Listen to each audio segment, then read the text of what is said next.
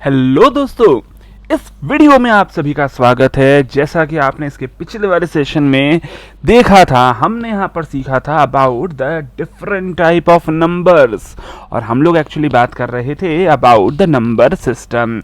Whole number क्या होता है, नेचुरल नंबर क्या होता है, रैशनल नंबर क्या होता है और इंटीजर्स क्या होते हैं, इनके बारे में हम लोगों ने सीखा था और उसी पे बेस्ड कुछ मैंने यहाँ पर कंसेप्ट्स भी बताए थे।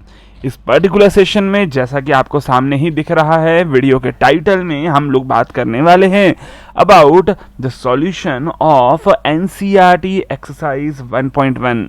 ऐसा नहीं है कि भाई हम बाकी कोई दूसरी बुक के क्वेश्चंस को सॉल्व बिल्कुल नहीं करेंगे, लेकिन देखिए एज ए स्टूडेंट सबसे पहले जो मिनिमम रिक्वायरमेंट है उसको फुलफिल करना चाहिए आप सभी को। तो सबसे पहले मिनिमम रिक्वायरमेंट क्या होती है, तो that is to solve the questions of NCERT book. जिस दिन आपकी एनसीईआरटी बुक 100% फिनिश हो जाएगी, उस दिन ऑब्वियस सी बात है आपको फिर दूसरी एग्जाम्स के लिए, दूसरी बुक्स के लिए भी वहां पर प्रैक्टिस करनी चाहिए। चलिए अभी फिलहाल इस पर्टिकुलर सेशन को शुरू करते हैं। मैं विशाल भट्ट आप सभी का बहुत बहुत स्वागत करता हूं इस सेशन में। पहला सेशन है, यहाँ पर देखते हैं पहला ही एक्सरसाइज 1.1 बोलता है पहला question that is 0 a rational number. क्या 0 एक रैशनल नंबर है? और अगर ये है तो क्या इसको आप p/q के फॉर्म में लिख सकते हैं? तो यहाँ पर चलिए सबसे पहले देखते हैं कि अगर मैं एक पर्टिकुलर नंबर को रैशनल नंबर बुलाना चाहता हूँ, उसको मैं p/q के फॉर्म में लिखता हूँ, लेकिन इसमें एक बात इंपॉर्टेंट है यहाँ पर about the range of p and q। P और Q जो दोनों के दोनों ही हैं, ये दोनों के दोनों ही क्या होने चाहिए, इंटीजर्स होने चाहिए, और साथ ही साथ जो Q की वैल्यू है वो नॉन जीरो होनी चाहिए, क्योंकि अगर Q की वैल्यू 0 हो गई है तो आपका जो टोटल रैशनल नंबर है वो इनडेफिनिट बन जाता है। तो ये बातें तो आप लोग ऑलरेडी जानते हो, लेकिन अब सवाल ये आता है, लेट अस सपोज कि यहाँ अगर मैं Q की वैल्यू को लिख देता हूँ 1, है ना, तो क्या 0/1 यहाँ पर डिफाइंड है? बिल्कुल सर, बिल्कुल डिफाइंड है। 0/1 इज ऑल्सो 0। क्या 0/2 डिफाइंड है? बिल्कुल सर, ये भी डिफाइंड है, this is also 0। In the same way 0/3 हो जाए या फिर 0/4 हो जाए या फिर 0/5 हो जाए, ये सभी के सभी डेफिनेट वैल्यूज को रिप्रेजेंट करते हैं, and that is nothing but that is 0। इसका मतलब कि ये जो p/q फॉर्म है ऑफ 0 एग्जिस्ट करता है, ऑफ 0 एग्जिस्ट करता है। तो हमारा आंसर क्या हो जाएगा? Yes, 0 is a rational number. तो बहुत ही इजी सा, बहुत ही सिंपल सा क्वेश्चन था जो कि आपको हो सकता है कभी 1 मार्क्स के क्वेश्चंस में देखने को मिल जाए। आगे बढ़ते हैं अगले क्वेश्चन की तरफ। तो जो अगला क्वेश्चन है, नेक्स्ट क्वेश्चन, यहाँ पर आप लोगों को 2 क्वेश्चन दिख रहे होंगे, हम लोग अभी फिलहाल सॉल्व करेंगे क्वेश्चन नंबर 2 को। बोलता है that find 6 rational numbers between 3 and 4। देखिए मैंने आपको एक तरीका बताया था। क्या तरीका बताया था? देखो आपको total number of rational numbers कितने निकालने हैं? 6 निकालने हैं। तो आप यहाँ पर डिनोमिनेटर डिफाइन कर दो। सबसे पहले जो भी रैशनल नंबर्स लिखोगे उनके लिए डिनोमिनेटर क्या हो जाएगा? That will be equals to be the number of rational numbers जो आपको निकालने हैं, दैट इज 6, और उसमें आप एक ऐड कर दो। तो ऑब्वियस सी बात है यहाँ पर डिनोमिनेटर आ जाएगा 7, है ना। अब न्यूमरेटर, जो फर्स्ट न्यूमरेटर होगा वो क्या होगा, ये मैंने आप लोगों को पिछले वाले सेशन में बताया था। क्या बताया था? That the first numerator is nothing but that is equals to be the denominator into first number plus 1। जैसे कि यहाँ पर डिनोमिनेटर दिख रहा है 7, है ना, और फर्स्ट नंबर क्या है? तो first number is nothing but that is 3, so into 3 plus 1, तो ये हो जाएगा 21 plus 1 that is equals to be 22। तो देखो हमारे पास न्यूमरेटर आ गया है 22 एंड डिनोमिनेटर आ गया है अपने पास 7। तो पहला रैशनल नंबर क्या हो जाएगा? 22/7। ठीक है, ये फर्स्ट रैशनल नंबर ही निकालने में आपको यहाँ पर दिक्कत हो सकती है, बाकी इसके आगे बड़ा ही आसान है यहाँ पर रैशनल नंबर्स को डिफाइन करना। कैसे? तो भैया न्यूमरेटर में आप क्या करो, 1 1 ऐड करते जाओ। जैसे 22 में एक बार ऐड करा 1 तो ये हो जाएगा 23, 7, फिर 24/7, फिर 25/7, फिर 26/7, फिर 27/7। ठीक है, अब देखो इसके आगे जब मैं लिखूंगा ना तो 28/7 आ जाएगा, which is nothing but that is equal to be 4, है ना। तो ये हो गया अपना 4, और इसके पहले अगर लिखा होता तो ये आ जाता 21/7 जिसकी वैल्यू होती है 3, है ना। तो ये हो गया 3। अब देखो इन दोनों के बीच में ये टोटल कितने नंबर्स हैं, तो that are 6 numbers between 3 and 4। बस यही आपको यहां पर पूछा गया था, तो क्वेश्चन बड़ा आसान हो जाता है। या फिर एक तो ये मेथड 1 मान लीजिए जो मैंने आपको पिछले सेशन में समझाया था, तो इसको मैं लिख देता हूं मेथड 1, है ना। अब अगर हो सकता है कुछ स्टूडेंट्स को मेथड 1 सही ना लगे, हो सकता है किसी को ऐसा लगे कि यार मेथड 1 थोड़ा सा कठिन है, तो हम एक काम करते हैं, यहाँ पर मेथड 2 यहाँ पर समझते हैं।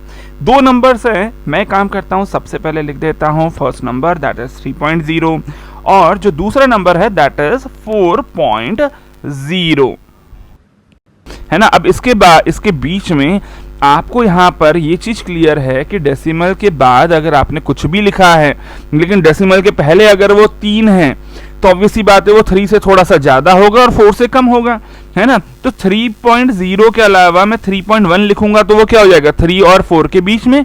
इन द सेम वे 3.2 लिखूंगा तो वो भी क्या हो जाएगा 3 और 4 के बीच में। 3.3 लिख सकता हूँ, इसी तरह से 3.4 लिख सकता हूँ, 3.5 लिख सकता हूँ, 3.6 लिख सकता हूँ। मुझे अभी फिलहाल 6 लिखने थे इसलिए मैंने 6 लिख दिया। देखो यहाँ पर ये टोटल 6 नंबर हो गए हैं, है ना। लेकिन अब जरा ध्यान से देखिएगा, 3.1 को मैं लिख सकता हूं 31/10, यस और नो। आपने क्या करा, डेसिमल को रिमूव करने के लिए न्यूमरेटर में भी 10 मल्टीप्लाई कर दिया और डिनोमिनेटर में भी 10 मल्टीप्लाई कर दिया। इन द सेम वे 3.2 को क्या लिखा जा सकता है 32/10, फिर 33/10, फिर 34/10, फिर क्या लिखोगे 35/10, फिर क्या लिखोगे 36/10। अच्छा, और अगर आगे मांगा होता तो क्या लिख देता है 37/10, फिर आगे क्या लिखता है 38/10, ठीक है, 39/10, ठीक है। बाकी 40/10 करोगे तो वो तो 4 ही हो जाएगा। तो देखो 31/10, क्या इन दोनों में कोई भी कॉमन फैक्टर है जो कैंसल आउट किया जा सकता है? तो आंसर है सर नहीं, 31 इज अ प्राइम नंबर। 32 और 10 में कोई कॉमन फैक्टर है? बिल्कुल सर 2 है। तो यहाँ पर इसको मैं क्या लिख दूंगा 16/5, ठीक है। 33 और 10 में भी कोई कॉमन फैक्टर नहीं है तो इसको एज इट इज लिख दूंगा। 34 को मैं लिख सकता हूँ 17 और 10 को लिख सकता हूँ 5। 2 यहाँ पर कैंसल आउट कर दिया न्यूमरेटर डिनोमिनेटर दोनों में से। अच्छा, इसको अगर 5 से कैंसल आउट करूंगा तो 35 की जगह हो जाएगा 7 और 10 की जगह हो जाएगा 2। इन द सेम वे ये हो जाएगा, देखो इसको अगर मैं यहाँ पे कैंसल आउट करता हूँ 2 से तो ये हो जाएगा 18/5, 37/10, फिर अगला 19/5, फिर अगला 39/10। तो देखो यहाँ पे कितने सारे रैशनल नंबर मिल गए हैं जो कि 3 और 4 के बीच में ही हैं। और काफी सारे स्टूडेंट्स को ये तरीका ज्यादा आसान लग सकता है। खैर आपके ऊपर डिपेंड करता है आपको जो भी तरीका यहाँ पर फॉलो करना हो। चलिए अगले वाले क्वेश्चन को देखते हैं। क्वेश्चन नंबर 3 क्या बोल रहा है, 3/5 और 4/5 के बीच में आपको निकालने हैं 5 रैशनल नंबर। तो भैया चले वो ये बताओ 3/5 को हम क्या लिख सकते हैं, that is equal to be nothing but that is equal to be 0.6। फिर डिवाइड करना आप सबको आता है, हाँ या ना। और 4/5 को मैं क्या लिख सकता हूं, that is nothing but that is equal to be 0.8, ठीक है। तो 0.6 और 0.8 के बीच में आपको निकालने हैं 5 रैशनल नंबर।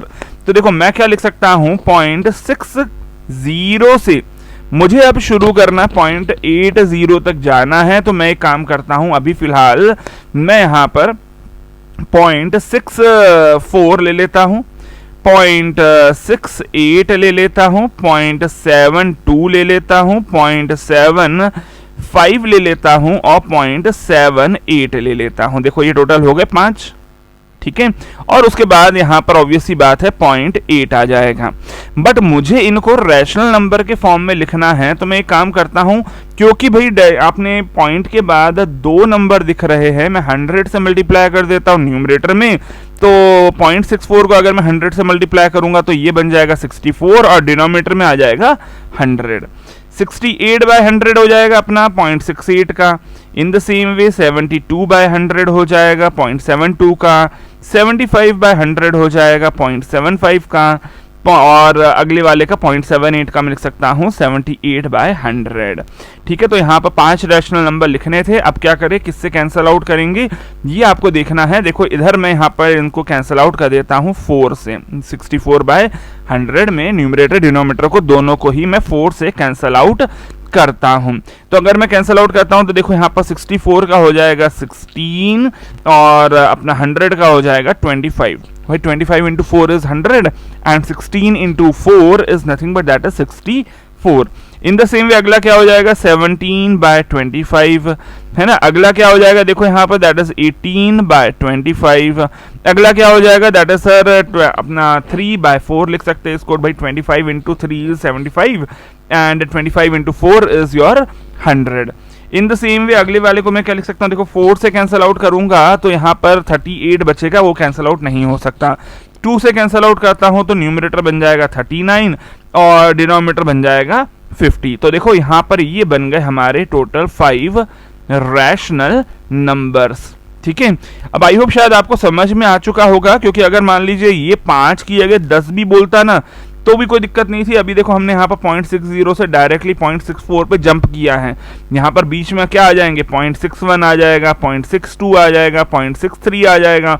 इसका मतलब कि अगर मैं आपको पूछता हूँ that what are the number of rational numbers, बे कितने रैशनल नंबर्स है बिटवीन 3/5 एंड 4/5, तो आप बोल सकते हैं सर यहाँ पर इन्फिनाइट नंबर्स आ सकते हैं। इन्फिनाइट नंबर्स कैसे, तो देखो भैया यहाँ पर मैंने बोला था 0.60 के बाद हो सकता है 0.61 लिखे डायरेक्टली। क्या यहाँ पर ही रुक जाना जरूरी है?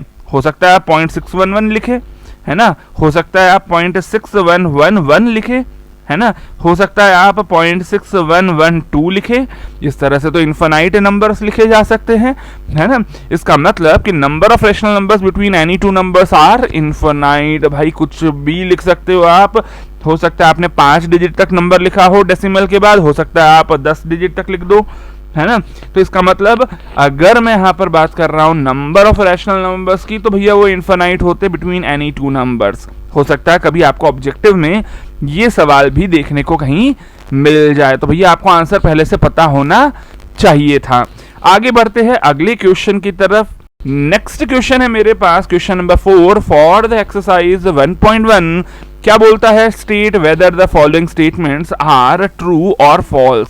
देखो बड़ा इजी सा ट्रू और फॉल्स का क्वेश्चन है, लेकिन कोई भी जो स्टेटमेंट है वो ट्रू है तो क्यों ट्रू है, फॉल्स है तो क्यों फॉल्स है ना। तो जरा देखो पहले वाले को, फर्स्ट वाला क्या बोलता है, every natural number is a whole number, है ना। तो पहले मुझे ये बताओ नेचुरल नंबर्स क्या होते हैं। Natural numbers are the counting numbers, मतलब 1 2 3 4 5 6 7 8 इस तरह से जो भी आप काउंटिंग नंबर्स लिख रहे हो ये सारे नेचुरल नंबर्स कहलाते हैं। इन द सेम वे अगर मैं आपको होल नंबर बोलता हूं तो होल नंबर में 0 आप यहां पर एक्स्ट्रा लिख देते हो और उसके बाद नेचुरल नंबर सारे के सारे आ जाते हैं, है ना। तो इसका मतलब कि अगर मान लीजिए this is your natural number, this is your natural number, तो नेचुरल नंबर में एक छोटा सा 0 और ऐड कर दोगे ना तो क्या बन जाएगा, that will be your whole number, है ना। तो मैं यहाँ पर से चलिए इसके आगे एक 0 और ऐड कर देता हूँ। ये 0 मैंने और ऐड कर दिया तो एक बड़ा डब्बा बन गया या एक बड़ा फिगर बन गया, है ना। तो ये जब 0 ऐड कर दिया है तो this will be your whole number. ठीक है, आई होप शायद बात समझ में आ रही है कि एक छोटे डब्बे के अंदर प्रेजेंट था नेचुरल नंबर्स, है ना। उससे एक बड़ा डब्बा जब मैंने ले लिया तो बड़े डब्बे में एक्स्ट्रा क्या रखा था मैंने, सिर्फ और सिर्फ एक 0 एक्स्ट्रा रखा था, है ना। तो ये जो ब्लू कलर का डब्बा है ये क्या बन गया, होल नंबर का बन गया है। इन द सेम वे अगर मैं इसी की जगह यहां पर एक काम करता हूं, इंटीजर्स को इंडिकेट करूंगा तो इंटीजर्स और एक बड़े डब्बे के अंदर आएंगे, है ना। और उसके अंदर नेचुरल नंबर और होल नंबर तो होंगे ही होंगे, बट इसके अलावा जो नेगेटिव नंबर्स होते हैं -1, -2, -3, -4, -5, ये सारे भी प्रेजेंट अगर हो गए तो उसको मैं लिख दूंगा एज द इंटीजर। बात समझ में आ रही है?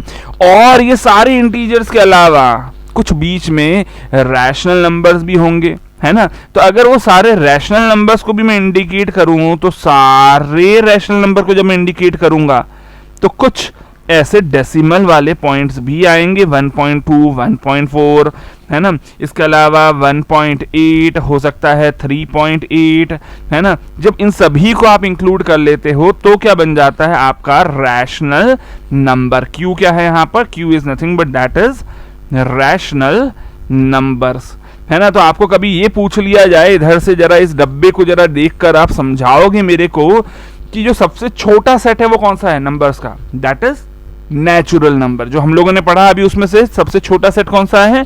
दैट आर नेचुरल नंबर्स, है ना? जो अभी तक हमने पढ़ा है उनमें से सबसे बड़ा सेट कौन सा है? That is rational numbers.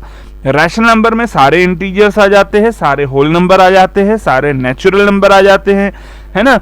But इन्हीं के अलावा एक और सेट होता है जिसको हम लोग बुला लेते हैं as irrational numbers, that are known as irrational numbers. तो थोड़ी सी यहाँ पर स्पेलिंग गलत हो जाएगी, इर अलग से लिख दीजिए और उसके बाद लिख दीजिए रैशनल नंबर्स, ठीक है? तो ये इर्रेशनल नंबर्स और रैशनल नंबर्स अलग अलग होते हैं।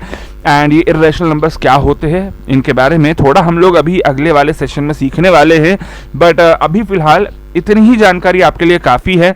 तो अगर मैं देखो यहाँ पर अभी फिलहाल वापस अपने क्वेश्चन पर आ जाता हूँ, क्या बोल रहा है? Every natural number is a whole number, yes और नो? तो मैं क्या लिख सकता हूं? That your whole number is nothing but that is natural numbers plus 0, yes और नो?